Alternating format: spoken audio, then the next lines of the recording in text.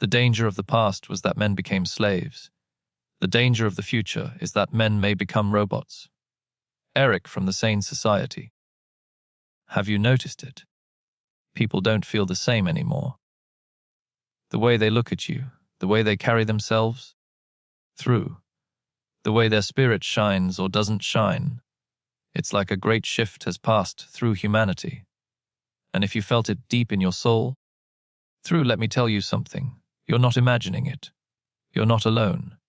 In this video, we're going to explore why people feel so different emotionally, spiritually, and biologically through. We'll examine what psychology has long warned us about. The collective shadow, the collapse of meaning, the alienation of the soul.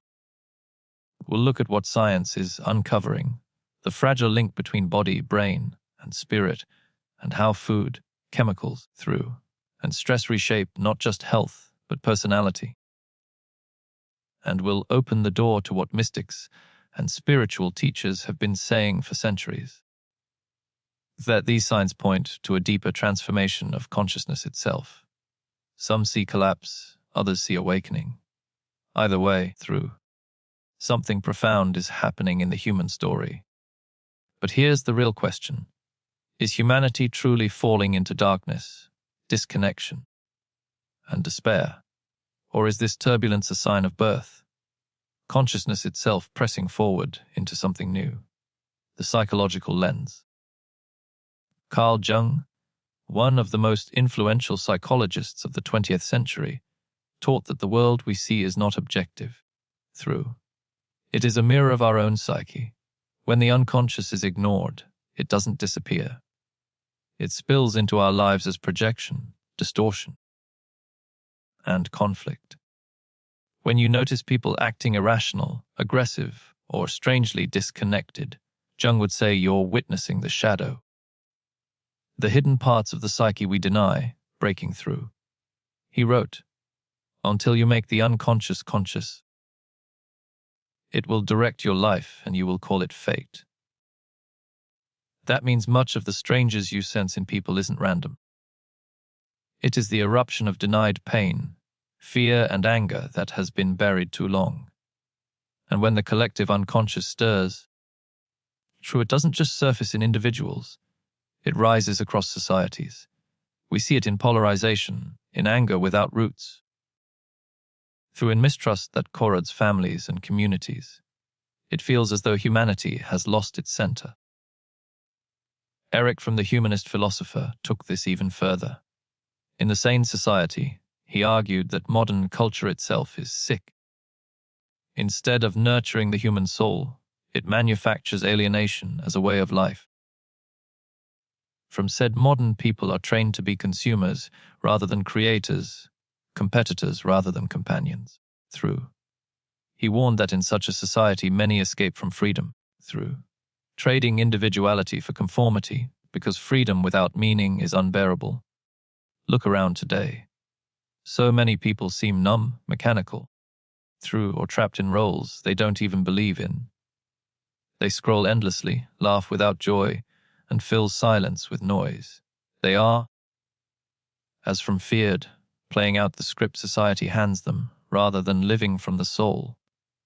And Viktor Frankl, psychiatrist and Holocaust survivor, added another layer. In his classic Man's Search for Meaning, he explained that survival itself depends on purpose. Those who found meaning, even in the darkness of concentration camps, could endure. Those without meaning collapsed. Frankl wrote, "Life is never made unbearable by circumstances, but only by lack of meaning and purpose." If you feel that people are more restless, impatient, or even hostile today, it may be exactly what Frankl described, a crisis of meaning. When people no longer know why they live, their behavior becomes strange, erratic, even dangerous. But psychology only explains part of the picture. Let's go deeper. The biological lens. Modern science is uncovering truths that mystics whispered long ago. The body and soul are not separate. The gut-brain axis, one of the most studied systems in neuroscience, shows that billions of bacteria in the intestines, through, produce neurotransmitters like serotonin and dopamine. These chemicals regulate not just digestion, but mood, clarity, even compassion. Through, when that ecosystem is disrupted by processed foods, pesticides, alcohol, and antibiotics, people don't just get sick. Through, they lose emotional balance. They become quicker to anger, slower to forgive, less capable of joy. Through, one study showed that gut imbalance can trigger depression and anxiety, even when life circumstances are stable. Through, another showed that violence and impulsivity rise when serotonin production collapses.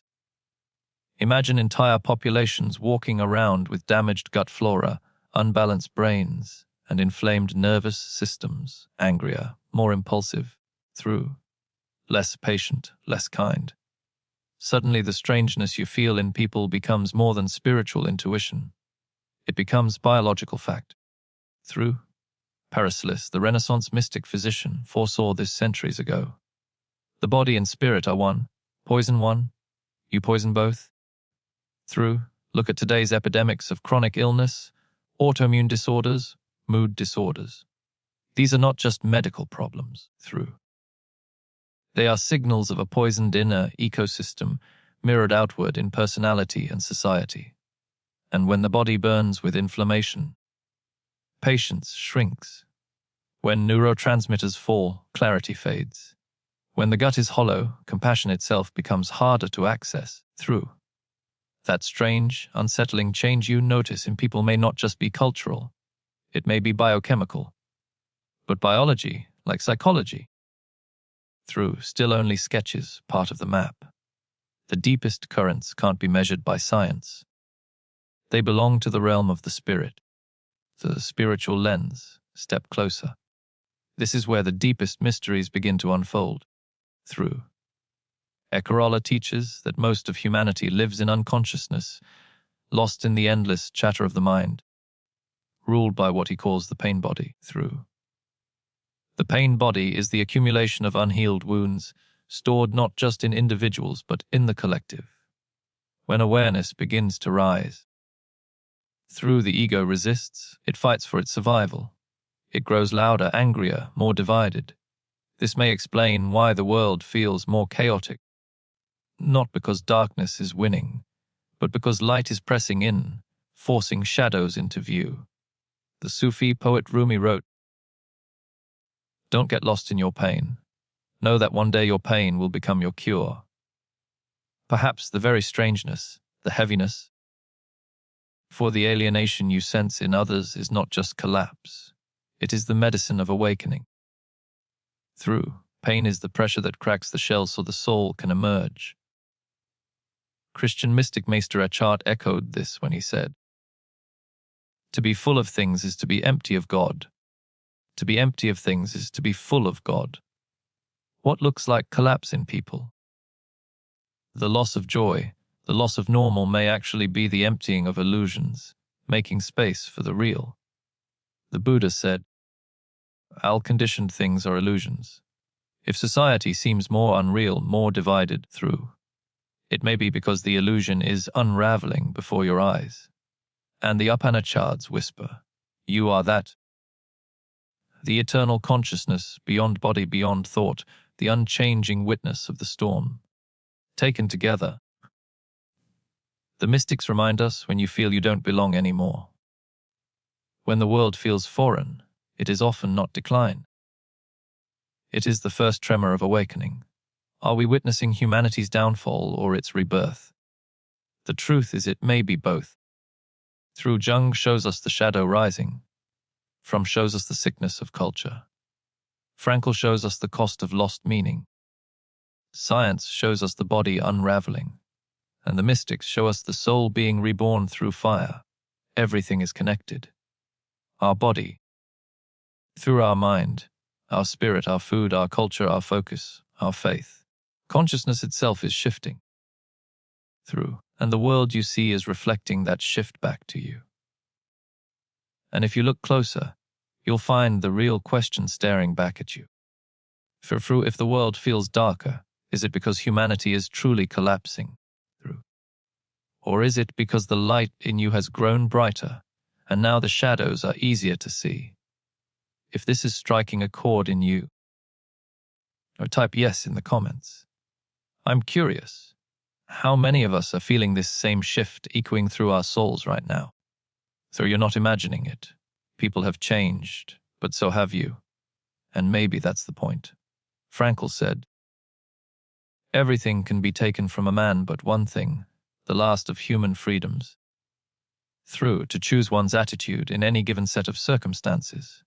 Jesus said, be in the world, but not of the world. The Buddha said, awake. Fu, be the witness of your thoughts. Rumi said, try to accept the changing seasons of your heart, through even if you've never seen spring.